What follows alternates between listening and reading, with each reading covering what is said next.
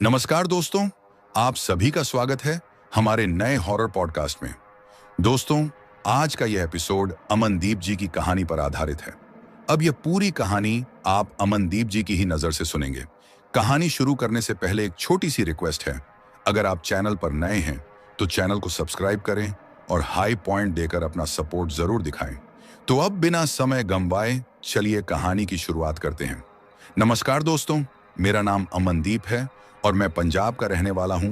पेशे से मैं एक ट्रक ड्राइवर हूं और आज जो कहानी मैं आप लोगों के साथ साझा कर रहा हूं वो मेरे इसी ट्रक ड्राइवर के काम के दौरान मेरे साथ घटी एक बेहद डरावनी और खौफनाक घटना है।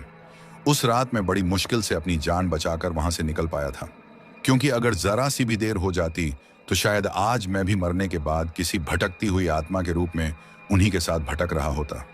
यह घटना करीब 3 साल पुरानी है, जब मैं पंजाब से अपना ट्रक लेकर राजस्थान की ओर जा रहा था। सफर बहुत लंबा नहीं था, लेकिन रात का समय होने की वजह से मैं अपने ट्रक में गाने चलाए हुए पूरी मस्ती के मूड में सड़क पर आगे बढ़ रहा था। उस वक्त रात के लगभग 10 बज रहे होंगे। जैसे ही मैंने दूसरे राज्य की सीमा में प्रवेश किया, तभी एक चौराहे के पास ट्रक की हेडलाइट्स की रोशनी में मुझे सड़क के किनारे बैठे 2 छोटे छोटे बच्चे दिखाई दिए।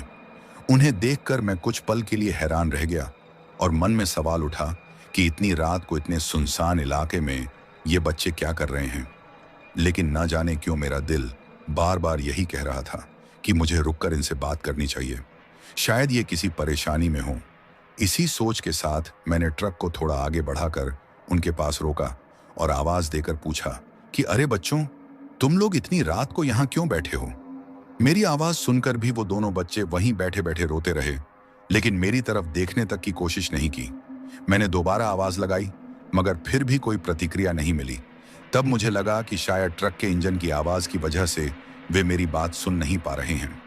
ऐसे में मैंने ट्रक का इंजन पूरी तरह बंद किया और उनकी ओर देखते हुए फिर से आवाज लगाई कि इतनी रात को तुम दोनों यहाँ क्या कर रहे हो। तब मैंने गौर किया कि वे दोनों लड़के थे, जिनमें से एक की उम्र करीब 6 साल की होगी और दूसरा मुश्किल से 4 साल का लग रहा था। अब मेरी बात सुनकर उन्होंने धीरे से मेरी तरफ देखा। उनकी आंखों से आंसू लगातार बह रहे थे और यह देखकर मैं और भी ज्यादा उलझन में पड़ गया कि आखिर ये बच्चे हैं कौन और इस सुनसान वक्त में यहाँ क्या कर रहे हैं। अगर मैं किसी शहर में होता तो शायद ये सोचकर आगे बढ़ जाता कि ये सड़क किनारे रहने वाले बच्चे होंगे, लेकिन जिस रास्ते से मैं गुजर रहा था वहां चारों ओर सिर्फ गांव ही गांव थे। इसी वजह से मेरे मन में चिंता और बढ़ गई कि कहीं इनके साथ या इनके घर वालों के साथ कोई अनहोनी तो नहीं हो गई। मैं बार बार उनसे पूछता रहा, लेकिन दोनों बच्चे बस रोते हुए मुझे देखते रहे। उनकी हालत भी बेहद खराब थी। फटे पुराने कपड़े, बिखरे हुए बाल और रोने की वजह से गालों पर आंसुओं की लकीरें साफ दिखाई दे रही थीं। ये सब देखकर मैं खुद को रोक नहीं पाया और बिना ज्यादा सोचे समझे ट्रक से नीचे उतरकर उनके पास गया और नरमी से पूछा कि क्या हुआ बेटा, तुम दोनों इतनी रात को यहाँ क्यों बैठे हो।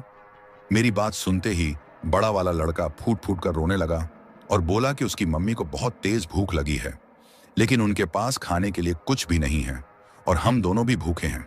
हम यहाँ लोगों से खाना मांगने आए थे, लेकिन किसी ने हमें कुछ नहीं दिया। बहुत भूख लगी है। ये कहते कहते उसकी आवाज और भी भर्रा गई। मैं कुछ कह पाता उससे पहले ही वह फिर रोते हुए बोला कि अगर मम्मी को खाना नहीं मिला तो हमारी बहन इस दुनिया में आने से पहले ही चली जाएगी। यह सुनकर मैं हैरान रह गया और पूछा बहन। तब उसने बताया कि उसकी मम्मी कहती हैं कि कुछ दिनों में उसकी बहन आने वाली है। तभी मुझे समझ आया कि उनकी मम्मी गर्भवती है। फिर मैंने उससे पूछा कि तुम्हारे पापा कहाँ हैं, तो उसने भारी आवाज में बताया कि उसके पापा उनके साथ नहीं रहते और उसकी मम्मी कहती हैं कि वे हमें छोड़कर शहर में रहते हैं। ये सुनते ही मेरे दिल में अजीब सी कसक उठी और तभी वह बच्चा मेरी तरफ उम्मीद भरी नजरों से देखते हुए बोला कि अंकल, क्या आप हमारी मदद करोगे, मेरी मम्मी को और हमें थोड़ा खाना दिला दो, हमें बहुत ज्यादा भूख लगी है। यह सुनते ही मेरा दिल पूरी तरह पिघल गया और मैंने उनसे पूछा कि बेटा तुम्हारी मम्मी कहाँ हैं। तब उस बच्चे ने थोड़ी दूरी की तरफ हाथ से इशारा करते हुए कहा कि उधर हमारा घर है, ज्यादा दूर नहीं है, मम्मी वहीं पर हैं, आप हमें खाना दोगे ना। उसकी मासूम आवाज सुनकर मैंने बिना सोचे कहा हाँ बेटा, क्यों नहीं, और अपने पास रखा हुआ खाना और कुछ स्नैक्स निकालकर उनके हाथ में दे दिया। तभी बड़ा लड़का मासूमियत से बोला अंकल आप हमारे साथ चलो ना। जब हम यहाँ आए थे तब थोड़ा उजाला था, इसलिए डर नहीं लगा, लेकिन अब लौटते वक्त बहुत डर लग रहा है क्योंकि चारों तरफ अंधेरा हो गया है। यह कहते हुए उसकी आंखों से फिर आंसू निकल आए और वह बोला, अगर हम घर नहीं पहुंचे तो मम्मी को खाना कैसे मिलेगा? यहाँ रुकने में भी डर लगता है। उसकी बात सुनकर मैंने सोचा कि ये दोनों छोटे छोटे बच्चे हैं। माँ की तकलीफ देखकर खुद भूखे रहकर खाना मांगने निकल पड़े और अब अंधेरे में डर रहे हैं। यही सोचकर मैंने हामी भर दी और अपने हाथ में पूरा खाने का थैला पकड़ाकर कहा, चलो बेटा। इतना सुनते ही उनके चेहरे पर हल्की सी मुस्कान आ गई और वे दोनों आगे आगे चलने लगे, जबकि मैं उनके पीछे हो लिया। हम सड़क से उतरकर सीधे खेतों के बीच बने कच्चे रास्ते से गुजरने लगे और चांदनी रात में मैं उनके पीछे पीछे चलता रहा।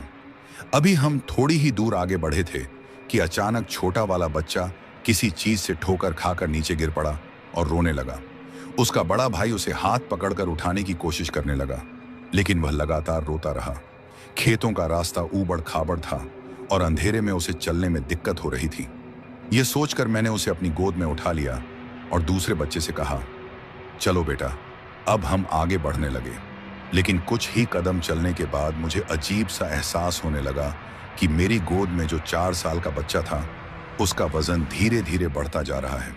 जब मैंने उसे उठाया था तब वह बिल्कुल एक सामान्य बच्चे जितना ही हल्का लगा था, लेकिन अब हर कदम के साथ उसका बोझ बढ़ता जा रहा था।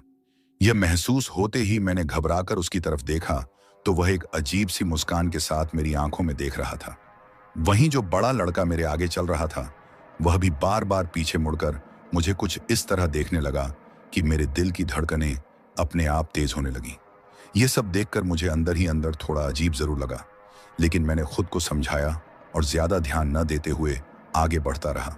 मगर कुछ ही देर में उस छोटे बच्चे का वजन इतना ज्यादा बढ़ गया कि उसे गोद में संभाल पाना मेरे लिए बेहद मुश्किल हो गया, जबकि देखने में वह बेहद दुबला पतला लग रहा था। ऐसे में उसका इस तरह भारी होता जाना मुझे लगातार हैरान और परेशान कर रहा था। मैंने आगे चल रहे बड़े बच्चे की तरफ देखकर पूछा कि बेटा तुम्हारा घर अभी कितनी दूर है? तो उसने सामने की ओर इशारा करते हुए कहा कि बस अंकल थोड़ा ही आगे है, जल्दी पहुंच जाएंगे, चलिए। लेकिन अब उस छोटे बच्चे को गोद में लेकर चलना मेरे लिए लगभग नामुमकिन हो गया था, इसलिए हड़बड़ाकर मैंने उसे नीचे उतार दिया। इतना करते ही वह जोर जोर से रोने लगा और बोला कि मुझे आपकी गोद में ही रहना है, मुझे नीचे नहीं उतरना। उस वक्त मेरे दिमाग में अजीब अजीब ख्याल आने लगे। कभी मैं खुद को यह कहकर समझाने लगा कि शायद मैं थक गया हूं, इसलिए मुझे उसका वजन ज्यादा लग रहा है, लेकिन फिर तुरंत ख्याल आता कि इतने छोटे बच्चे का वजन आखिर इतना कैसे हो सकता है। इसी उधेड़बुन में मैंने उसे दोबारा गोद में उठा लिया, लेकिन इस बार उसका वजन और भी तेजी से बढ़ने लगा। अब तो मेरे हाथ में तेज दर्द होने लगा था। जैसे ही मैं उसे फिर से नीचे उतारने की कोशिश करता, वह तेज आवाज में रोने लगता और मजबूरी में मुझे उसे दोबारा गोद में लेना पड़ता। मैं उन्हीं बच्चों के साथ आगे बढ़ता जा रहा था और मेरी गोद में बैठा बच्चा बिना पलक झपकाए अजीब सी मुस्कान के साथ मुझे घूरता रहता। जब उसका बोझ बिल्कुल असहनीय हो गया और मैं कुछ कहने ही वाला था, तभी आगे चल रहे बड़े बच्चे ने हाथ से इशारा करते हुए कहा कि देखो अंकल, वो रहा हमारा घर। मैंने नजर उठाकर देखा तो खेतों के बीचों बीच एक टूटा फूटा सा कच्चा घर दिखाई दिया। मिट्टी से बना हुआ घर, जिसके सामने घास फूस की एक झोपड़ी भी थी। ये सब देखकर मैं कुछ समझ पाता उससे पहले ही मेरी गोद में बैठा बच्चा अचानक उछलकर नीचे कूद गया। उसके इस तरह कूदने से मैं एक पल के लिए घबरा गया, लेकिन वह मम्मी चिल्लाता हुआ सीधे उस घर के अंदर भाग गया। उसी पल न जाने क्यों मेरे दिल में एक अजीब सी घबराहट भर गई। ऐसा महसूस होने लगा जैसे मेरे आसपास कोई मौजूद है, लेकिन मुझे दिखाई नहीं दे रहा।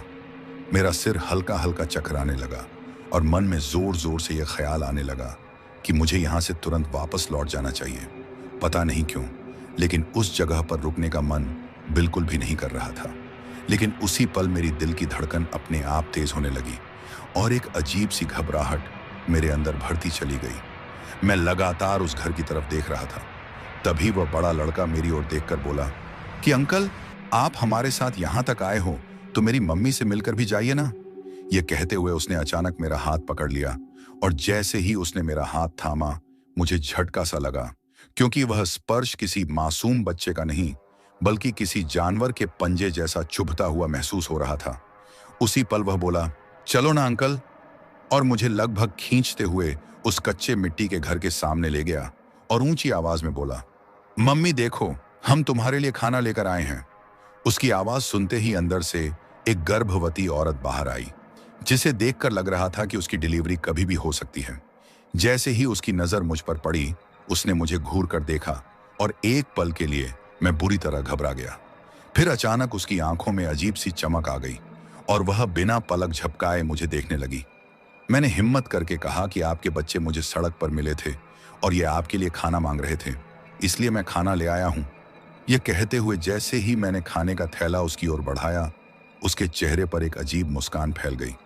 वह फटी पुरानी साड़ी पहने हुई थी और देखने में करीब 26 साल की लग रही थी, लेकिन उसके चेहरे से साफ झलक रहा था कि वह कई दिनों से भूखी है।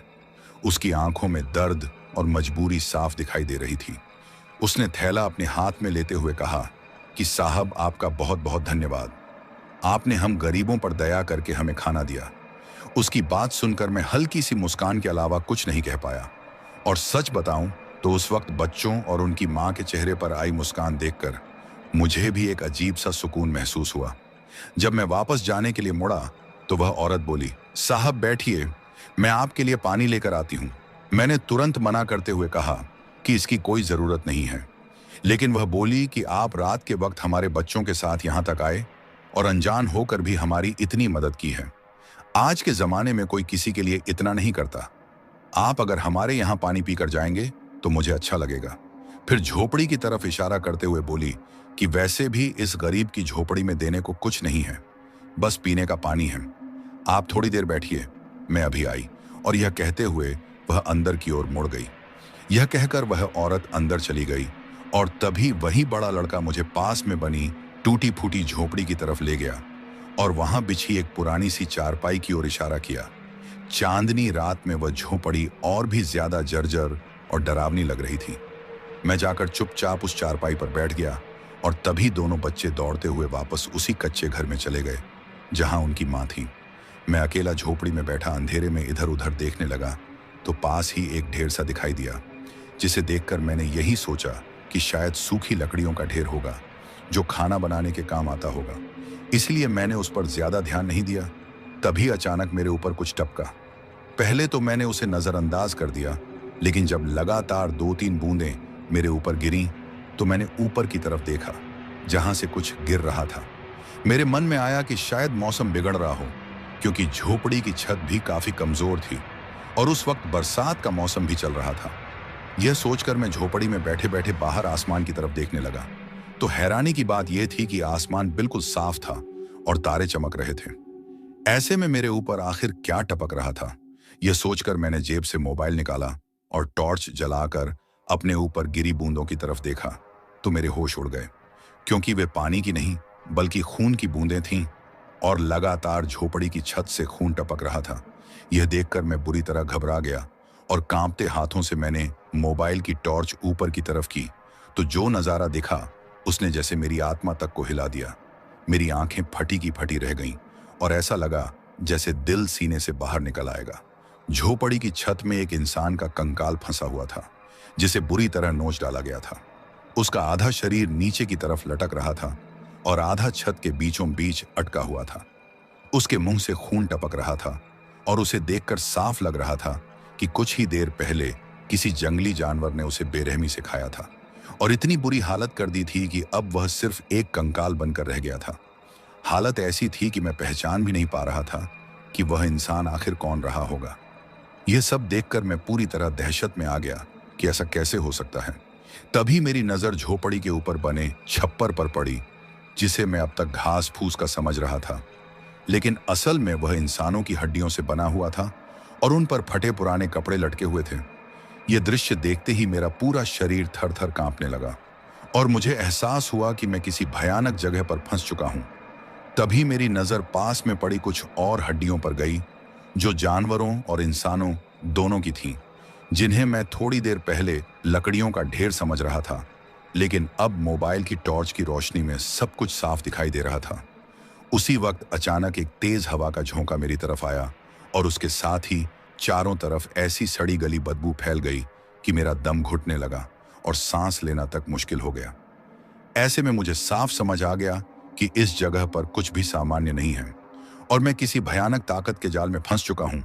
उसी पल मुझे अपने एक ट्रक ड्राइवर दोस्त की बात याद आ गई, जिसने कभी इस रास्ते के बारे में चेताया था कि इस हाईवे पर रात के वक्त कुछ बुरी आत्माएं घूमती हैं और राहगीरों को अपने जाल में फंसा लेती हैं। तब मैंने उसकी बातों को हल्के में लिया था, लेकिन अब खुद को यहां देखकर मेरे अंदर डर इस कदर भर चुका था कि मेरे हाथ पैर कांपने लगे थे। मुझे यह भी समझ आ गया था कि अगर मैं यहाँ एक पल भी और रुका तो शायद जिंदा नहीं बच पाऊंगा और मेरे साथ एक बहुत बड़ा छलावा हो चुका है। यही सोचकर मैं वहां से भागने का मन बना ही रहा था कि तभी मुझे उस औरत और उसके बच्चों के कदमों की आहट सुनाई दी और मैं घबरा कर वहीं का वहीं जम गया। तभी जैसे ही वह औरत बच्चों के साथ मेरी तरफ आई तो न जाने क्यों मेरी नजर अपने आप उसके पैरों की ओर चली गई और जैसे ही मैंने उसके पैर देखे मेरे होश उड़ गए, क्योंकि उसके पैर सीधे नहीं बल्कि उल्टे थे। उसी पल मुझे यकीन हो गया कि यह कोई जिंदा औरत नहीं बल्कि एक चुड़ैल है। और मुझे यह भी याद आया कि मैंने पहले सुना था कि अगर कोई औरत गर्भावस्था में मर जाए और उसका अंतिम संस्कार ठीक से ना हो और उसका जीवन भी गलत रहा हो तो वह चुड़ैल बन जाती है। अब मेरे सामने खड़ी यह औरत उसी का जीता जागता सबूत थी। ये सब सोच ही रहा था कि तभी वह मेरे पास आकर अजीब सी मुस्कान के साथ बोली, क्या हुआ साहब, आप इतने परेशान क्यों लग रहे हो? उसकी उस मुस्कान को देखकर मेरे दिमाग ने काम करना ही बंद कर दिया था और मैं हड़बड़ाते हुए बस इतना ही बोल पाया कि कुछ नहीं। जबकि सच्चाई यह थी कि उस चुड़ैल और उसके बच्चों को अपनी आंखों के सामने देखकर मैं अंदर से पूरी तरह टूट चुका था और बस किसी तरह वहां से निकल जाना चाहता था। तभी वह औरत मेरे सामने एक गिलास बढ़ाते हुए बोली, पानी पीजिए साहब। मैंने जैसे ही कांपते हुए उस गिलास की तरफ देखा तो मेरी दिल की धड़कन और तेज हो गई, क्योंकि उसमें पानी नहीं बल्कि खून भरा हुआ था। यह दृश्य देखकर मेरी हालत और खराब हो गई और मेरी घबराहट साफ दिखने लगी। तभी वह औरत फिर बोली, क्या हुआ साहब, पानी नहीं पीना क्या? मैं डर के मारे हकलाते हुए बोला, नहीं। लेकिन यह सुनकर वह फिर उसी अजीब लहजे में बोली, क्या? और मैं उसकी आंखों में देखते हुए तेजी से सोचने लगा कि अब यहां से बचकर निकलने का कोई रास्ता ढूंढना ही होगा। तभी अचानक दिमाग में कुछ आया और मैंने खुद को संभालते हुए बोला, हाँ, पीना है। लेकिन उससे पहले मैंने घबराहट को छिपाते हुए कहा कि मुझे टॉयलेट जाना है। यह सुनकर वह औरत मुझे अजीब नजरों से घूरने लगी और कुछ पल बाद बोली, ठीक है साहब, चारों तरफ खेत ही खेत हैं, कहीं भी चले जाइए। इतना कहते ही मैं तुरंत उस चारपाई से उठा और हड़बड़ाते हुए झोपड़ी से बाहर निकल आया। बाहर आते ही मैंने चारों ओर नजर दौड़ाई और जैसे ही देखा कि न तो वह चुड़ैल और न ही उसके दोनों बच्चे आसपास दिखाई दे रहे हैं, तो मेरे दिमाग में एक ही बात आई कि यही सही मौका है यहां से भागने का। ये सोचते ही मैं पूरी ताकत से भागने लगा, लेकिन अभी कुछ ही दूरी पर पहुंचा था कि अचानक वहीं करीब 6 साल का बच्चा मेरे सामने आकर खड़ा हो गया। उसे इस तरह अचानक सामने देखकर मेरे कदम वहीं थम गए और दिमाग सुन्न हो गया। मैं सोचने लगा कि जिसे मैं पीछे छोड़कर आया था वह मेरे आगे कैसे पहुंच गया। तभी मुझे एहसास हुआ कि ये कोई जिंदा बच्चे नहीं बल्कि उस चुड़ैल के मरे हुए बच्चे हैं। मैं डर के मारे कुछ बोल भी नहीं पा रहा था कि वह बच्चा अजीब तरह से मुझे घूरते हुए बोला, क्या हुआ अंकल? उसकी आवाज सुनते ही मैंने कांपती हुई आवाज में कहा, कुछ नहीं। लेकिन अब उसका चेहरा धीरे धीरे और ज्यादा डरावना होता जा रहा था। तभी वह गुस्से में चिल्लाया, तो फिर आप कहां जा रहे हैं? उसकी आवाज इतनी भयानक हो चुकी थी कि ऐसा लगा जैसे कई लोग एक साथ बोल रहे हों। यह सुनकर मेरी रूह कांप गई और अब मुझे अपनी जान बचाने के अलावा कुछ नहीं सूझ रहा था। मैं जैसे ही खेतों की तरफ मुड़कर भागा तो वह बच्चा फिर मेरे सामने आ गया और डरावनी आवाज में बोला, कहां जा रहे हो अंकल? पानी तो पी कर जाओ। उसकी आवाज पहले से भी ज्यादा भयानक हो चुकी थी और ऐसा लग रहा था जैसे हर तरफ से वही आवाज गूंज रही हो। मैं कुछ समझ पाता उससे पहले ही मेरे पीछे से उस औरत की आवाज आई, साहब पानी पीकर तो जाओ। यह सुनकर डरते डरते मैंने पीछे मुड़कर देखा तो वह चुड़ैल मुझे घूरती हुई मेरी तरफ बढ़ रही थी और उसका चेहरा हर कदम के साथ और ज्यादा डरावना होता जा रहा था। मेरा पूरा शरीर थर थर कांपने लगा। तभी वह औरत गुस्से में चिल्लाई और उसकी आवाज ऐसी थी जैसे एक साथ बहुत सारे लोग बोल रहे हों। पानी पीकर तो जाओ साहब। यह कहते हुए वह मेरे बिल्कुल पास आ गई। उसके हाथ में खून से भरा हुआ गिलास था और उससे पहले कि मैं कुछ कर पाता, उसने मुझे घूर कर देखा और पल भर में उसका पूरा रूप बदल गया। उसका चेहरा सूख चुका था, जैसे शरीर में मांस और खून की एक बूंद भी न बची हो। उसकी आंखें खून जैसी लाल हो गई थीं, जिनके नीचे गहरे काले गड्ढे थे। हाथ पैरों के नाखून असामान्य रूप से लंबे और नुकीले हो चुके थे और उस डरावने रूप को देखकर मेरे अंदर की सारी हिम्मत जैसे खत्म हो चुकी थी। इसके साथ ही उसकी पूरी त्वचा रूखी सूखी होकर किसी जानवर जैसी लगने लगी। धीरे धीरे उसका रंग बदलता गया और कुछ ही पलों में वह पूरी तरह काली पड़ चुकी थी। अब वह इतनी भयानक दिखाई दे रही थी कि जैसे काली हड्डियों का चलता फिरता ढांचा हो, जली कटी सी त्वचा, हाथों में बेहद लंबे और नुकीले नाखून, अजीब और डरावना चेहरा जिसे देखकर किसी की भी रूह कांप जाए। फिर वह गुस्से में मेरी तरफ घूरते हुए बोली कि कहाँ पानी पीकर जाओगे। और जैसे ही उसके मुंह से ये शब्द निकले, ऐसा लगा मानो एक साथ बहुत सारी डरावनी आवाजें गूंज उठी हों। अब मैं पूरी तरह थर थर कांपने लगा और भागने ही वाला था कि तभी अचानक 4 साल का वह छोटा बच्चा भी रोता हुआ आकर मेरे सामने खड़ा हो गया। अब एक तरफ वह चुड़ैल थी, दूसरी ओर उसका बड़ा बेटा और तीसरी ओर छोटा बेटा। यह देखकर मेरे मन में बस यही चल रहा था कि हे भगवान, अब क्या करूं। मेरा दिमाग पूरी तरह सुन्न हो चुका था। दिल जोर जोर से धड़क रहा था और मन कर रहा था किसी भी तरह यहां से भाग निकलूं, वरना ये मुझे जिंदा ही नोच डालेंगे। लेकिन चारों तरफ से वे मुझे घेर चुके थे। फिर भी जैसे ही मुझे थोड़ा सा मौका मिला, मैं पूरी ताकत से भागने लगा और पीछे मुड़कर भी नहीं देखा। मगर तभी अचानक वह चुड़ैल मेरे सामने आ गई। यह देखकर मैं और ज्यादा घबरा गया और फिर से पूरी ताकत लगाकर भागने लगा। लेकिन वह चुड़ैल हवा में उड़ते हुए मेरे साथ साथ चलने लगी और जोर जोर से भयानक तरीके से हंसने लगी। उसकी उस हंसी के साथ उसके दांत और भी लंबे हो गए, जिनसे खून टपक रहा था। यह दृश्य देखकर मेरा डर चरम पर पहुंच गया और उसी घबराहट में मैं किसी चीज से ठोकर खाकर जमीन पर गिर पड़ा। मैं उठने की कोशिश करता रहा, लेकिन शरीर ने साथ नहीं दिया। जमीन पर पड़े पड़े मैं उस चुड़ैल को देख रहा था, जो हवा में मेरे ऊपर मंडराते हुए भयानक हंसी हंस रही थी। मैंने पूरी ताकत से फिर उठने की कोशिश की, लेकिन जब नहीं उठा पाया तो पीछे की तरफ देखा और वहां वही 4 साल का बच्चा मेरे पैर को पकड़े हुए था और मुझे खा जाने वाली नजरों से घूर रहा था।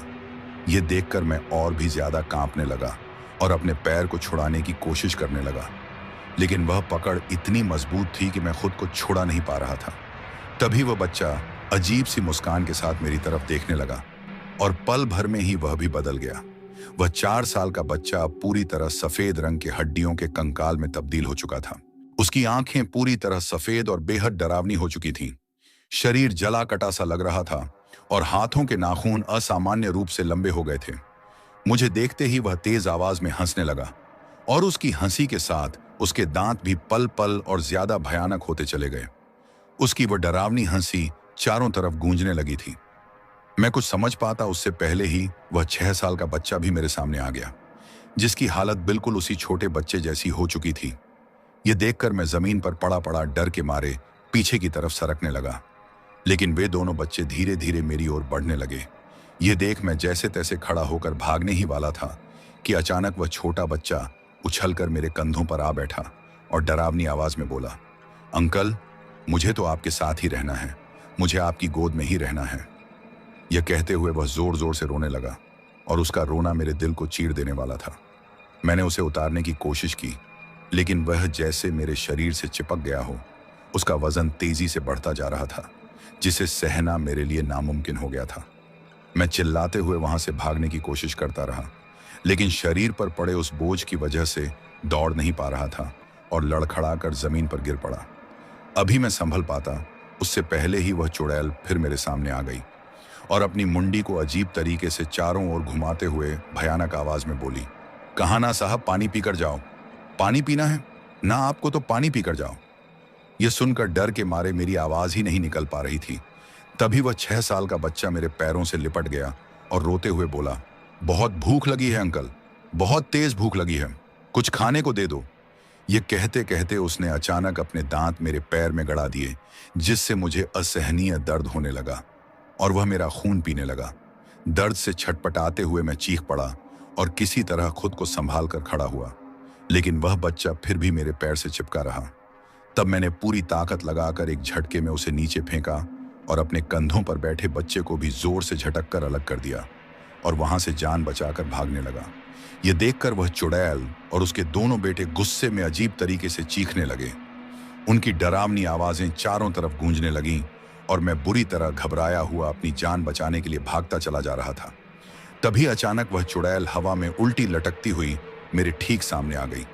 उस पल उसे अपनी आंखों के सामने देखकर और उसका भयानक चेहरा देखते ही मेरी चीख निकल गई और मैं अपनी जान बचाने के लिए जोर जोर से चिल्लाता हुआ दूसरी दिशा में भागने लगा। लेकिन वह चुड़ैल डरावनी हंसी हंसते हुए कभी हवा में उल्टी लटकती हुई तो कभी मेरे साथ साथ हवा में तैरती हुई मेरा पीछा करने लगी। ये सब देखकर मेरा दिमाग पूरी तरह सुन्न हो चुका था और तभी वे दोनों छोटे बच्चे भी रोते हुए मेरे पीछे भागने लगे। घबराकर मैंने पीछे मुड़कर देखा तो वे दोनों हवा में लहराते हुए मेरी ओर बढ़ रहे थे। मैं भागते भागते पूरी तरह थक चुका था, लेकिन कहीं भी सड़क नजर नहीं आ रही थी। इसी अफरा तफरी में मेरा मोबाइल भी न जाने कहां गिर चुका था और मुझे खुद का होश तक नहीं था। चांदनी रात में दूर दूर तक बस खेत ही खेत दिखाई दे रहे थे और मुझे समझ नहीं आ रहा था कि मैं अंधेरे में किस दिशा में भटक चुका हूं। वे दोनों बच्चे लगातार मेरा पीछा कर रहे थे कि तभी अचानक किसी टॉर्च की तेज रोशनी हम सब पर पड़ी और जैसे ही मैंने उस तरफ देखा तो कोई हमारी ओर दौड़ता हुआ आता दिखाई दिया। मैं कुछ समझ पाता उससे पहले ही हाथ में लाठी पकड़े एक बूढ़ा आदमी वहां आ पहुंचा और जैसे ही उस चुड़ैल और उसके बच्चों की नजर उस बूढ़े पर पड़ी, वे घबराकर तेज चीखें मारते हुए काले धुएं में बदल गए और पलक झपकते ही वहां से गायब हो गए। उस वक्त मैं बुरी तरह घायल और थका हुआ था। बूढ़ा आदमी तुरंत मेरे पास आया और घबराए हुए स्वर में बोला, तुम ठीक तो हो ना? लेकिन डर और थकान की वजह से मेरे मुंह से कोई आवाज नहीं निकल रही थी। मैं उठने की कोशिश कर रहा था। तभी उस बूढ़े आदमी ने मुझे संभाल कर सहारा दिया और खड़ा करते हुए बोला, चलो बेटा मेरे साथ। और वह मुझे अपने साथ लेकर चल पड़ा। उस समय मुझे यह तक पता नहीं था कि मैं कहाँ हूं और वह सड़क किस तरफ है जहां मैंने अपना ट्रक खड़ा किया था। घबराहट इतनी ज्यादा थी कि मेरा दिमाग बिल्कुल काम नहीं कर रहा था। थोड़ी दूर चलने के बाद वह आदमी मुझे एक झोपड़ी में ले आया और सामने बिछे बिस्तर पर जैसे ही मुझे लिटाया, मेरी आंखों के आगे अंधेरा छा गया और मैं बेहोश हो गया। जब दोबारा होश आया तो सुबह हो चुकी थी। मैंने घबराकर आंखें खोली और चारों तरफ देखा तो वही बूढ़ा आदमी साधारण कपड़े पहने मेरे पास बैठा हुआ मुझे शांत नजरों से देख रहा था। उस आदमी को सामने देखकर मैं इतना घबराया हुआ था कि कुछ बोल ही नहीं पा रहा था। रात को जो कुछ भी मेरे साथ हुआ था वही डरावनी तस्वीरें बार बार मेरे दिमाग में घूम रही थीं और इसी वजह से मेरी बेचैनी और ज्यादा बढ़ती जा रही थी। तभी उस बूढ़े आदमी ने बड़े शांत स्वर में मुझसे पूछा कि अब कैसा लग रहा है बेटा? ये सुनकर मैं हकलाते हुए बस इतना ही कह पाया कि मैं यहाँ, लेकिन घबराहट की वजह से आगे शब्द ही नहीं निकल पाए। तभी मेरी नजर अपने शरीर पर पड़ी और मैंने देखा कि मेरे जख्मों पर उस आदमी ने मरहम लगाया हुआ था। यह देखकर मैं कुछ बोलने ही वाला था कि उसने मुझे रोकते हुए कहा कि कहाँ के रहने वाले हो? मैं तुम्हें तुम्हारे घर तक पहुंचा दूंगा, लेकिन अभी तुम्हें आराम की जरूरत है। थोड़ा आराम कर लो फिर चले जाना।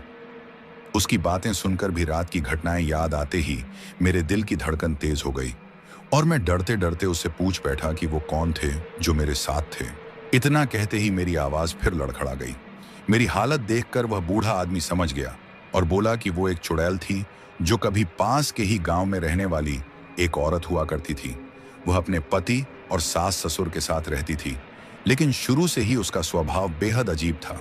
गांव में लोग कहते थे कि वह तंत्र मंत्र और जादू टोना करती है, किसी से ज्यादा बात नहीं करती थी और ज्यादातर समय एक कमरे में बंद रहती थी।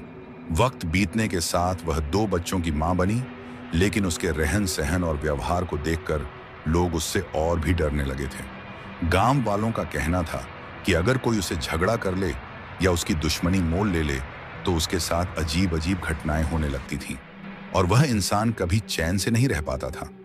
उसका अपने ससुराल वालों से भी बिल्कुल नहीं बनता था और घर में रोज झगड़े होते रहते थे। इसी वजह से शांति बनाए रखने के लिए उसका पति उसे लेकर अलग रहने लगा। लेकिन इसके बाद भी वह अपने सास ससुर से आए दिन झगड़ा करती रही और साथ ही गांव के लोगों से भी बेवजह उलझने लगी। धीरे धीरे उसका पति भी उससे नफरत करने लगा और काम धंधे का बहाना बनाकर बाहर चला गया। वह कभी कभार ही घर लौटता था, एक बार आया और फिर चला गया। फिर करीब 2 महीने बाद वह अपनी पत्नी को डॉक्टर को दिखाने के लिए वापस आया, क्योंकि उस वक्त वह तीसरे बच्चे की मां बनने वाली थी। बूढ़े आदमी ने बताया कि उसका पति असल में बहुत अच्छा इंसान था, सबसे प्यार से बात करता था, शांत स्वभाव का था और किसी से ऊंची आवाज में भी नहीं बोलता था। लेकिन उस औरत ने उसका जीना मुश्किल कर रखा था। छोटी छोटी बातों पर उससे झगड़ा करती थी और आखिरकार इन सब से तंग आकर वह बेचारा बाहर काम करने चला गया था। यहां आती तो उसे 2 वक्त का सुकून भी नसीब नहीं होता था। न ठीक से खाना मिलता था और न ही किसी से अपनी तकलीफ कहने का मौका। इसलिए वह आदमी अंदर ही अंदर घुटता रहा। और जब वह अपनी पत्नी को डॉक्टर को दिखाने के लिए वापस आया था, तो किसी छोटी सी बात को लेकर पति पत्नी के बीच इतना भयानक झगड़ा हुआ कि उस आदमी ने उसी रात अंधेरे में एक कमरे में फांसी लगाकर अपनी जान दे दी। सुबह जब उसकी लाश मिली तो उसकी मां सदमे में बेहोश हो गई और पूरे गांव में चीख पुकार मच गई। उस घटना के बाद हर कोई उसी औरत को अपने बेटे की मौत का जिम्मेदार मानने लगा। इसी वजह से उसके ससुराल वालों ने उसे अपने घर में रखने से साफ इनकार कर दिया और धक्का देकर घर से निकाल दिया। हालांकि उन्होंने उसके दोनों बेटों को अपने पास रखने की कोशिश की थी, लेकिन वह औरत जबरदस्ती बच्चों को अपने साथ ले आई। पहले से ही लोग उसे तंत्र मंत्र करने वाली और डायन मानते थे, इसलिए किसी ने भी उसका साथ नहीं दिया। वह अपने मायके गई, लेकिन वहां भी उसे रहने नहीं दिया गया, क्योंकि अपने भाई से भी उसकी नहीं बनती थी। मजबूर होकर वह अपने बच्चों के साथ खेतों के बीच बनी उसी झोपड़ी और छोटे से कच्चे घर में रहने लगी।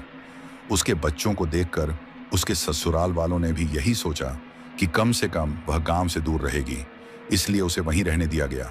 गांव वाले उसे डायन समझते थे और उसके डर से कोई भी उस खेत की तरफ नहीं जाता था। धीरे धीरे वह औरत अपने बच्चों को लेकर पास से गुजरने वाले हाईवे तक जाने लगी और वहां भीख मांगकर किसी तरह अपना गुजारा करने लगी। इसी बीच वह वक्त भी आ गया जब वह किसी भी दिन मां बनने वाली थी और उसका 9वां महीना चल रहा था। एक दिन वह अपने बच्चों के साथ वहीं चौराहे पर बैठकर भीख मांग रही थी, लेकिन किसी ने उसे कुछ नहीं दिया। बहुत ज्यादा भूख लगने की वजह से वह इस उम्मीद में वहीं बैठी रही कि शायद कोई दया करके कुछ खाने को दे दे या इतने पैसे दे दे कि पास की दुकान से कुछ खरीद सके। लेकिन जब रात होने लगी तो वह अपने दोनों बच्चों के साथ सड़क पार कर रही थी और तभी सामने से आ रहे एक वाहन से उनकी जोरदार टक्कर हो गई, जिससे मौके पर ही तड़प तड़प कर तीनों की मौत हो गई।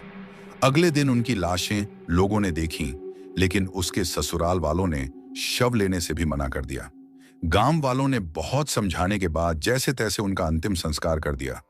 वैसे उस औरत की मौत का किसी को ज्यादा दुख नहीं था, लेकिन उसके मासूम बच्चों की मौत ने सबको अंदर तक हिला दिया। गांव वालों को यही लगा कि अब वह औरत अपने बच्चों के साथ मर चुकी है और सब कुछ खत्म हो गया है। लेकिन हकीकत यह थी कि उसकी आत्मा अपने दोनों बच्चों के साथ मरने के बाद भी भटकने लगी थी। जिस खेत में वह जिंदा रहते हुए बच्चों के साथ रहती थी, उसी खेत की तरफ अगर कोई आदमी रात में फसलों की रखवाली करने जाता तो वह चुड़ैल अपने काले जादू से उसे अपनी ओर खींच लेती और फिर उसे बेरहमी से मौत के घाट उतार देती। उसकी लाश को नोच नोच कर खा जाती और उसका पूरा खून पी जाती थी। शुरुआत में जब 1-2 ऐसी घटनाएं हुई तो गांव वालों ने उन्हें हादसा समझ लिया, क्योंकि अगले दिन खेतों में बुरी तरह नोची हुई लाशें मिलती थीं और लोगों को लगता था कि शायद किसी जंगली जानवर का काम होगा, इलाके में कोई खतरनाक जानवर आ गया है। लेकिन जैसे जैसे ऐसी घटनाएं बढ़ती चली गईं और जिस तरफ यह सब हो रहा था, वहां से जंगली जानवर भी दिखाई देने बंद हो गए और हर बार लाशें उसी झोपड़ी के आसपास मिलने लगीं, तो लोगों का शक धीरे धीरे यकीन में बदल गया। पूरे गांव में डर का माहौल फैल गया और कोई भी उस तरफ जाने से कतराने लगा। दिन में भी लोग मजबूरी में एक साथ जाते थे, लेकिन रात के वक्त तो कोई उधर जाने की हिम्मत ही नहीं करता था, क्योंकि यह सब सिर्फ रात में ही होता था। गांव वालों का कहना था कि रात के सन्नाटे में उस झोपड़ी की तरफ से दूर दूर तक चीखने और चिल्लाने की आवाजें सुनाई देती थीं। उस चुड़ैल की मौत जिस हालत में हुई थी वह गर्भवती थी, और मरने के बाद भी उसकी अधूरी प्रेगनेंसी की वजह से उसकी भूख कभी खत्म नहीं हुई। उसकी आत्मा को इतनी ज्यादा भूख लगती थी कि वह शांत ही नहीं होती थी। इसी वजह से वह अपने दोनों बच्चों की आत्माओं को सड़क पर भेजती थी ताकि वे मासूम चेहरों से लोगों को बहलाकर दया जगाएं। और जो भी इंसान उन बच्चों पर तरस खाकर उन्हें खाना देने या घर तक छोड़ने के लिए साथ ले आता, वही उनका अगला शिकार बन जाता। फिर वे तीनों माँ बेटे मिलकर उसे नोच नोच कर खा जाते, उसका पूरा खून पी जाते और उसके बचे हुए कंकाल को उसी झोपड़ी में छोड़ देते थे। इसी वजह से उस सड़क पर न जाने कितने लोग रहस्यमय तरीके से गायब हो चुके थे, जिनका कभी कोई सुराग नहीं मिला। कुछ की लाशें मिली भी तो इतनी बुरी हालत में थीं कि यह पहचान पाना मुश्किल हो गया था कि उनके साथ आखिर हुआ क्या है। यही कारण था कि उस हाईवे का नाम सुनते ही लोगों के मन में डर बैठ गया था, और रात के वक्त वहां से गुजरने से पहले लोग 100 बार सोचने लगे। धीरे धीरे लोगों ने रात में उस रास्ते से गुजरना लगभग बंद ही कर दिया, और अब भी अगर कोई बहुत मजबूरी में उस रास्ते से जाता है तो वह कहीं भी अपनी गाड़ी रोकने की हिम्मत नहीं करता। यह कहते हुए उस बूढ़े आदमी ने मेरी तरफ देखा और बोला कि लगता है बेटा, तुम पहली बार रात में इस रास्ते से आए थे, इसी वजह से उस चुड़ैल और उसके बच्चों के छलावे में फंस गए। तुम तो मदद करने के इरादे से रुके थे, लेकिन यहां तो तुम्हारी जान पर ही बनाई। उसकी बात सुनकर मैं कुछ बोल नहीं पाया, क्योंकि अब पूरी सच्चाई मेरे सामने थी। थोड़ी देर बाद मैंने घबराते हुए उससे पूछा कि लेकिन आपको कैसे पता चला कि मैं वहां फंसा हुआ हूं, और आपने मेरी जान कैसे बचा ली? अगर आप समय पर नहीं आते तो वह चुड़ैल मुझे जिंदा ही मारकर खा चुकी होती। मेरे मुंह से डरते डरते निकला कि अगर आप नहीं आते तो मेरे घर वालों को मेरी लाश तक नहीं मिलती। यह कहते हुए मेरी आंखों से आंसू निकल आए। मेरी हालत देखकर वह बूढ़ा आदमी भारी आवाज में बोला, बेटा, मैं इसी गांव का रहने वाला हूं, और रोज रोज ऐसी घटनाएं देखकर मेरे दिल को बहुत तकलीफ होती थी, लेकिन चाहकर भी मैं कुछ कर नहीं पाता था। मेरी कभी शादी नहीं हुई, और मैं गांव के मंदिर में भगवान की पूजा पाठ करके ही अपना जीवन चला रहा हूं। जब भी कोई ऐसी घटना होती थी तो मेरा दिल अंदर ही अंदर रोता था। फिर उसने अपनी हाथ में पकड़ी हुई एक लाठी दिखाई, जिस पर एक पवित्र कलावा बंधा हुआ था, और बोला, यह देवीय लाठी है जो मुझे मेरे दादाजी ने दी थी। उन्होंने कहा था कि इससे बुरी शक्तियों का सामना किया जा सकता है, लेकिन कभी मेरे मन में यह नहीं आया कि मैं उस चुड़ैल के सामने खड़ा हो पाऊंगा। उस रात मैं अपने खेत की रखवाली कर रहा था, तभी मुझे किसी के चीखने चिल्लाने की आवाज सुनाई दी, और मुझे तुरंत समझ आ गया कि आज फिर कोई इंसान उस चुड़ैल के छलावे में फंस गया है। बिना अपनी जान की परवाह किए मैं दौड़ता हुआ उसकी झोपड़ी की तरफ गया, और वहां देखा कि वह चुड़ैल अपने दोनों बेटों के साथ एक आदमी को मारने पर उतारू थी। उस पल मैंने हिम्मत जुटाकर अपनी यही लाठी उठाई और उस चुड़ैल पर वार कर दिया। जैसे ही लाठी उसे छू पाई, उसके पूरे शरीर में आग लगने जैसी हालत हो गई, और वह तड़पते हुए जोर जोर से चिल्लाने लगी। उसकी चीखें चारों तरफ गूंजने लगीं, और यह देखकर मैं खुद भी हैरान रह गया। फिर वह अपने दोनों बच्चों को लेकर घबराकर वहां से भाग गई। तभी मुझे अपने दादाजी की कही हुई बात याद आई कि यह लाठी हमेशा बुरी शक्तियों से मेरी रक्षा करेगी। उस रात मैंने पहले भी एक टेम्पो ड्राइवर की जान इसी तरह बचाई थी, और उसी दिन के बाद मैंने फैसला कर लिया कि मैं यहीं खेतों के पास रहूंगा, ताकि रात के वक्त जो भी लोग उस रास्ते से गुजरें उन्हें उस चुड़ैल के चक्कर में पड़ने से बचा सकूं। उस दिन भी मैं अपनी झोपड़ी में बैठा उसी तरफ नजर लगाए था कि कहीं कोई फिर उसके झांसे में ना आ जाए। तभी तुम्हारी चीखें सुनकर मुझे तुरंत समझ आ गया कि आज फिर वही होने वाला है। अगर मैं कुछ पल और देर कर देता तो वह चुड़ैल तुम्हें जिंदा नहीं छोड़ती। यह सारी बात उस बूढ़े बाबा ने शांत स्वर में बताई, और उनकी बातें सुनकर अब मुझे सब कुछ साफ साफ समझ में आ चुका था। लेकिन उस वक्त मैं इतना ज्यादा घबराया हुआ था कि मेरे हाथ पैर अभी भी कांप रहे थे। यह देखकर उस बूढ़े बाबा ने मुझे समझाते हुए कहा कि बेटा, आज के बाद कभी भी इस रास्ते से मत गुजरना, और अगर मजबूरी में आना ही पड़े तो रास्ते में खासकर उस चौराहे पर कभी मत रुकना, और अगर किसी वजह से रुक भी जाओ तो अपने ट्रक या गाड़ी से नीचे उतरने की भूल मत करना। उनकी यह बात सुनकर मैं कुछ बोल ही नहीं पाया। फिर थोड़ी देर बाद खुद को संभालते हुए मैंने कहा कि बाबा, अब सुबह हो चुकी है और मुझे वापस जाना है।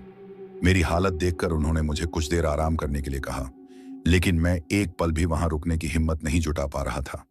ऐसे में वह बूढ़े बाबा खुद मेरा हाथ पकड़कर मुझे मेरे ट्रक तक लेकर आए, जहां मेरा ट्रक खड़ा हुआ था। मैंने कांपते हाथों से ट्रक स्टार्ट किया। मेरे शरीर पर चुड़ैल और उसके बच्चों के नोचने से कई जगह गहरे जख्म हो चुके थे, जिसकी वजह से ट्रक चलाने में भी मुझे काफी दिक्कत हो रही थी। लेकिन अब मेरा एक ही मकसद था कि जितनी जल्दी हो सके वहां से निकल जाऊं। इसलिए हरियाणा के जिस शहर में मुझे जाना था, वहां रुके बिना ही मैं सीधे अपने घर की ओर रवाना हो गया। ट्रक तेज रफ्तार में दौड़ रहा था और मेरे दिल में हर पल यही डर बैठा हुआ था कि कहीं वह चुड़ैल फिर से सामने न आ जाए। कई बार ऐसा लग रहा था जैसे वह मेरे ट्रक के अंदर ही कहीं बैठी हो। कभी लगता था कि उसके बच्चे मेरे आसपास हैं। डर के मारे मैं बार बार इधर उधर देखता, लेकिन कुछ नजर नहीं आता था। उस सफर का एक एक पल मैंने कैसे काटा, यह सिर्फ मैं ही जानता हूं। जब आखिरकार मैं अपने घर पहुंचा तो मुझे देखकर घर वाले हैरान रह गए, क्योंकि मैं काम की बात कहकर गया था। मेरी हालत देखते ही सब घबरा गए और मुझसे पूछने लगे कि आखिर क्या हो गया है, कहीं कोई एक्सीडेंट तो नहीं हो गया। लेकिन घबराहट की वजह से मेरे मुंह से एक शब्द भी नहीं निकल पा रहा था, बस इतना कहकर कि मुझे बहुत थकान है। मैं सीधे अपने कमरे में चला गया। उस दिन की घटना ने मुझे अंदर तक हिला दिया था। घर पहुंचते पहुंचते शाम हो चुकी थी। मेरी माँ मेरे लिए खाना लेकर आई, लेकिन डर और बेचैनी की वजह से मैं एक निवाला तक नहीं खा पाया। मेरी हालत देखकर उन्हें बहुत चिंता होने लगी और वह बार बार मुझसे पूछती रहीं कि मेरे साथ आखिर हुआ क्या है, लेकिन मेरे गले से जैसे आवाज ही नहीं निकल रही थी। घर वालों को लगा कि शायद कोई बड़ा एक्सीडेंट हुआ है, जिसकी वजह से मुझे इतनी चोटें आई हैं। सभी बहुत परेशान थे और बार बार सवाल कर रहे थे, लेकिन मैं कोई जवाब नहीं दे पा रहा था। आखिरकार मेरी हालत देखकर उन्होंने यही सोचा कि अभी पूछना ठीक नहीं है और मुझे आराम करने के लिए कहकर सब अपने अपने कमरों में चले गए। अब जब मैं अपने कमरे में अकेला था तो घबराहट और भी बढ़ने लगी। वैसे मुझे अक्सर अंधेरे में लाइट बंद करके सोने की आदत थी, लेकिन उस रात अंधेरा मुझे और ज्यादा डराने लगा था। लेकिन उस दिन तो लाइट जलते होने के बावजूद भी मुझे इतना डर लग रहा था कि दिल बुरी तरह घबराया हुआ था। बड़ी मुश्किल से हिम्मत जुटाकर मैं बिस्तर पर लेट तो गया, लेकिन जैसे ही आंखें बंद की, वही खेत, वही झोपड़ी, वही चुड़ैल और उसके बच्चे आंखों के सामने घूमने लगे। घबराकर मैंने तुरंत आंखें खोल दी। डर इतना ज्यादा था कि सांस तक भारी लग रही थी। फिर भगवान का नाम लेते हुए दोबारा सोने की कोशिश की और कुछ देर बाद नींद आ भी गई। लेकिन नींद आते ही मुझे सपने में फिर वही सब दिखाई देने लगा और मैं हड़बड़ाकर उठ बैठा। कुछ देर ऐसे ही बैठा रहा, थोड़ा पानी पिया और खुद को संभालते हुए फिर से आंखें बंद की। अभी नींद आई भी नहीं थी कि अचानक मेरे कमरे में कुछ गिरने की तेज आवाज आई। मैं जैसे ही चौंक कर देखने लगा तो मेरे होश उड़ गए, क्योंकि कमरे का सामान अपने आप हवा में उड़ रहा था और फिर जोर जोर से फर्श पर गिरकर टूट रहा था। यह नजारा देखकर मैं बुरी तरह घबरा गया और तभी मुझे किसी के भयानक तरीके से हंसने की आवाज सुनाई देने लगी। उस हंसी को सुनते ही मुझे समझ आ गया कि यह आवाज किसकी है।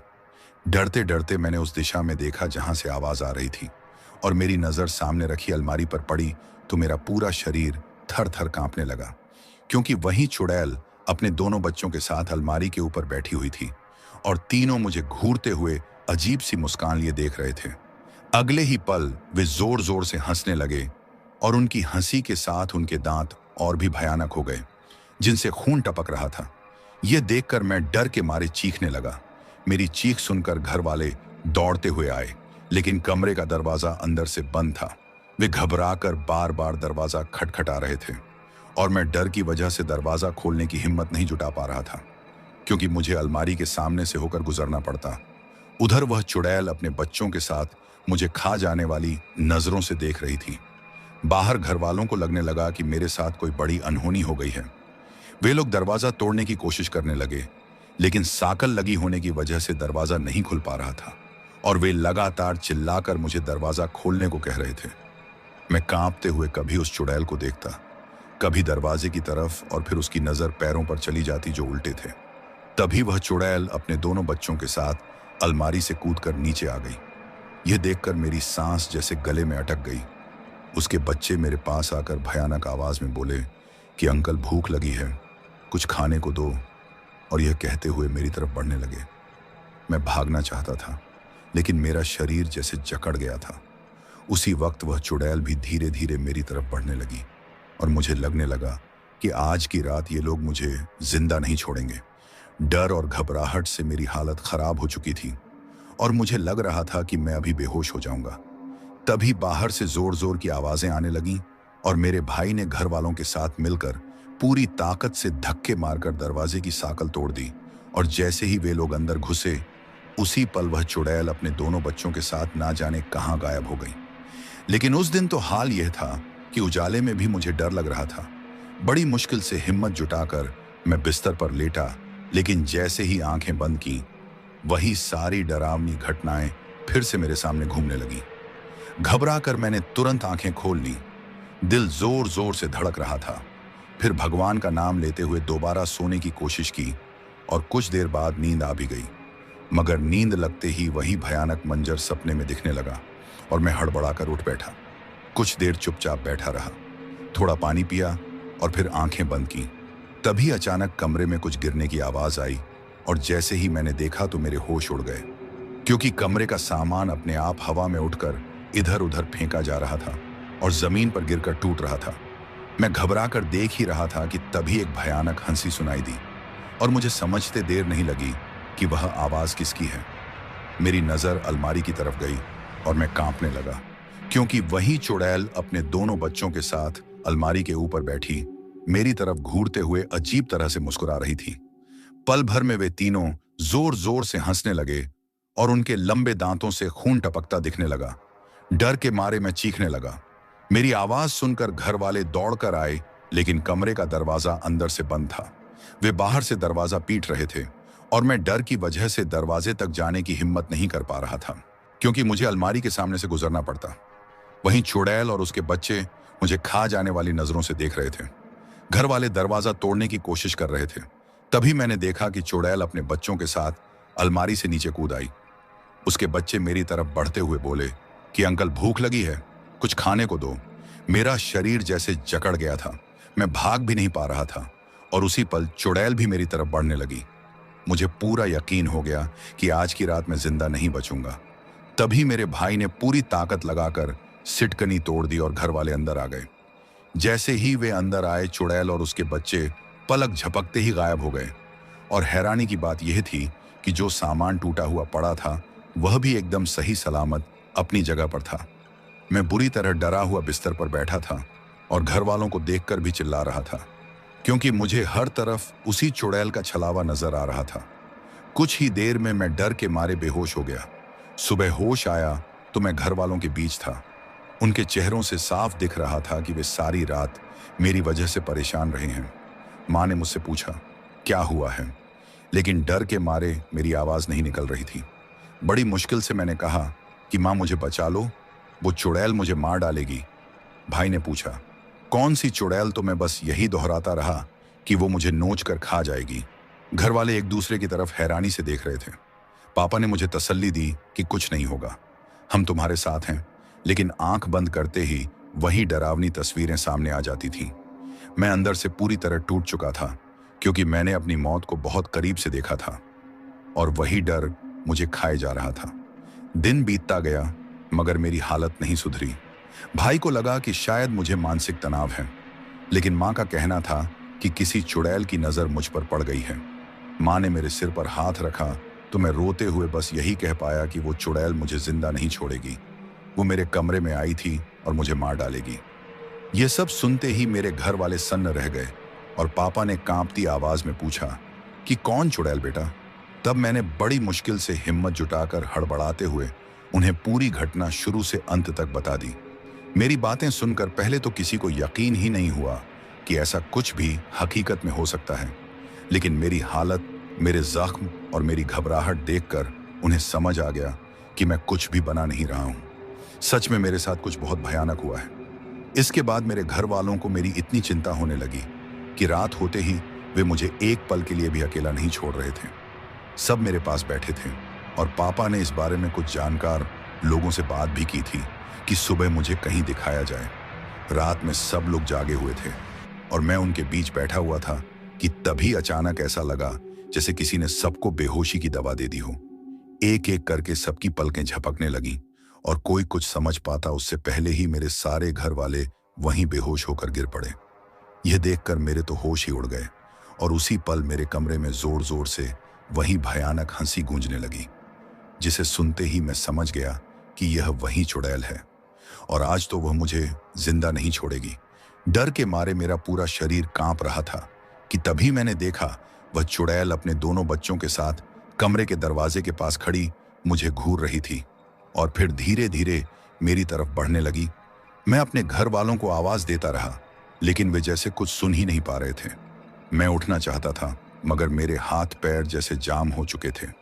तभी वह चुड़ैल गुस्से में चिल्लाती हुई मेरे बिल्कुल पास आ गई और जैसे ही उसने अपना हाथ मेरे गले की तरफ बढ़ाया, अचानक वह दर्द से चीख पड़ी और अपना हाथ पीछे खींच लिया। अगले ही पल वह काले धुएं में बदलने लगी और उसके साथ उसके दोनों बच्चे भी धुएं में बदलकर गायब हो गए।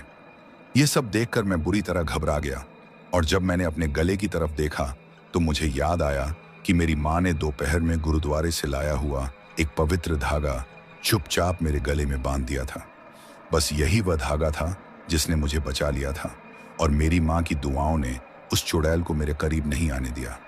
पूरी रात मैं डर और घबराहट में जागता रहा, क्योंकि कभी उसकी हंसी, कभी चीखने और कभी रोने की आवाजें मुझे सुनाई देती रहीं।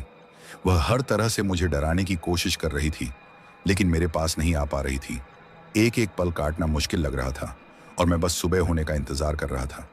जब सुबह मेरे घर वालों को होश आया तो वे घबरा कर उठे और मुझे सही सलामत देखकर भगवान का शुक्र मनाने लगे। मैंने उन्हें रात की सारी बात बताई तो उन्हें समझ आ गया कि चुड़ैल के काले जादू की वजह से ही वे बेहोश हो गए थे।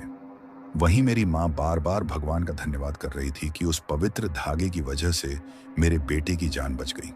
अब मेरे घर वाले और एक पल भी इंतजार नहीं करना चाहते थे। मेरे पापा ने किसी जानकार से बात की और उसी सुबह हम लोग मुझे लेकर बाहर निकले। करीब आधे घंटे की यात्रा के बाद हम एक गुरुद्वारे पहुंचे, जहां बाहर एक साधु संत जैसा सरदार बैठा था।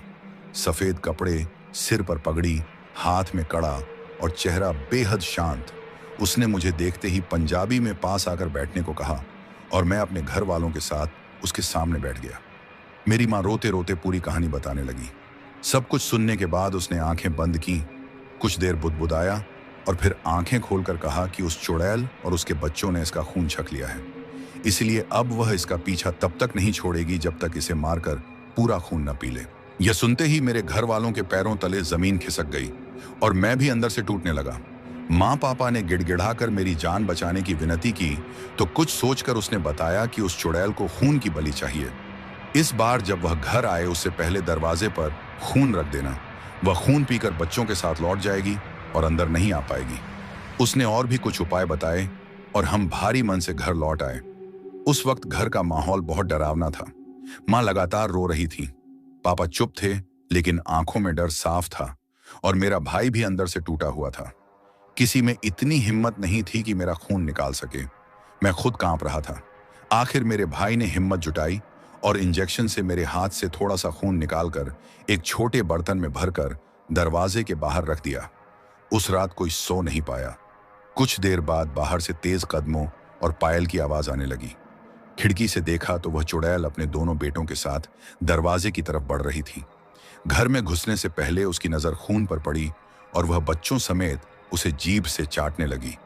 फिर जैसे ही वह अंदर आने को बढ़ी उसके शरीर में जलन शुरू हो गई। वह तड़पते हुए चिल्लाने लगी। उसके बच्चों का भी वही हाल हुआ और पल भर में तीनों काले धुएं में बदलकर गायब हो गए। उस रात के बाद भी कई दिन डर बना रहा, लेकिन वह चुड़ैल फिर कभी वापस नहीं आई। शायद खून मिलने से उसका मोह खत्म हो गया या फिर गुरुद्वारे वाले बाबा के बताए धागों और मंत्रों की वजह से वह पास नहीं आ सकी। धीरे धीरे वक्त बीतता गया और मैं इस डर से बाहर निकला। मैंने हमेशा के लिए ट्रक चलाना छोड़ दिया और अपने भाई के साथ एक छोटी किराने की दुकान संभाल ली। कमाई कम थी, लेकिन हर पल मौत का डर नहीं था। मैंने यह सब इसलिए बताया ताकि कोई और मेरे जैसी गलती न करे। मदद करना गलत नहीं है, लेकिन कभी कभी अंधेरे रास्तों पर मासूमियत भी मौत का दरवाजा खोल देती है। इसीलिए हर जगह दिल से पहले दिमाग का इस्तेमाल करना जरूरी है। तो दोस्तों, आपको हमारी यह कहानी कैसी लगी? अगर आप ऐसी और दिलचस्प कहानियां सुनना चाहते हैं तो हमारे चैनल को सब्सक्राइब करना बिल्कुल ना भूलें।